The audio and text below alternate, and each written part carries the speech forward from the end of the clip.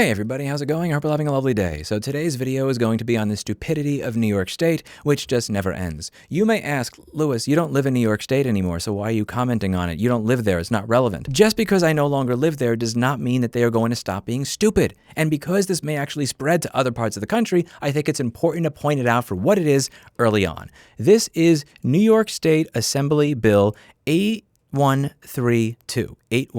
We are going to check the bill text right now, and I am going to read it to you, and you tell me what you think. This is an act to amend the general business law in relation to criminal history background checks for the purchase of three-dimensional printers capable of creating firearms. And by the way, if you're somebody watching this at YouTube, you know, the person that decides that the video is okay and then decides to delete the person's channel later. I mean this in the best way possible. I'm not 3D Print General. If you try to delete my channel over me reporting on a factual law, I will make your life miserable, so don't even try. Section 1.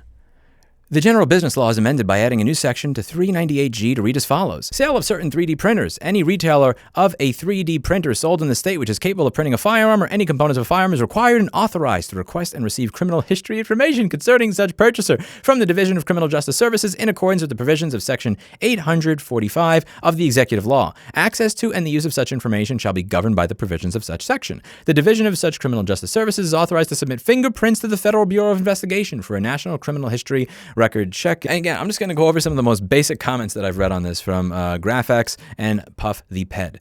This is peak stupid. Are they going to add background checks for lathes? Because that makes a much better firearm than a 3D printer. From GraphX. What about pipes? Metal pipes, a handsaw, solder, and a welder. And you've got a very crude firearm. Shit, stupid easy with regular hand tools. And another person, quote, says over here, Doxador, for those who doubt, see U.S. Army Technical Manual TM 31210, Improvised Munitions Handbook. Section 3 covers how to make various firearms from pistols, carbines, and shotguns, starting on page 96. Low signature systems, like silencers, manufacturing starts on page 127. Worth noting that there are safety procedures to test the firearms. This book was written in 1969, so the methods described in the manual do not involve a 3D printer because they didn't exist yet. A drill is. These firearms are simple, proven designs, untraceable as these parts, steel pipe, wood, nails, are available at a hardware store.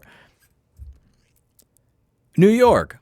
This is a stupid piece of legislation, and it's not going to accomplish what you're looking to accomplish. Or maybe it will if you require a criminal background check to buy a book, and then you require a criminal background check to buy a lathe. Maybe, well, you can access that guide that he's talking about that was written in 1969 on the internet. Maybe you need a criminal background check to get an internet connection. But this is how the people that make laws in New York State think, or don't.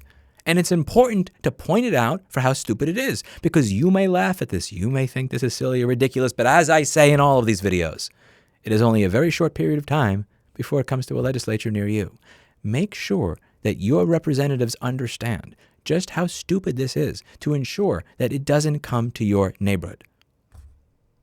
I lived in Bed-Stuy for 15 years. For a year and a half, I lived right across the street from the Marcy Avenue housing projects that were on Marcy and Park. You know, guns are illegal in New York City. And you know what I got to hear almost every other night while I was falling asleep?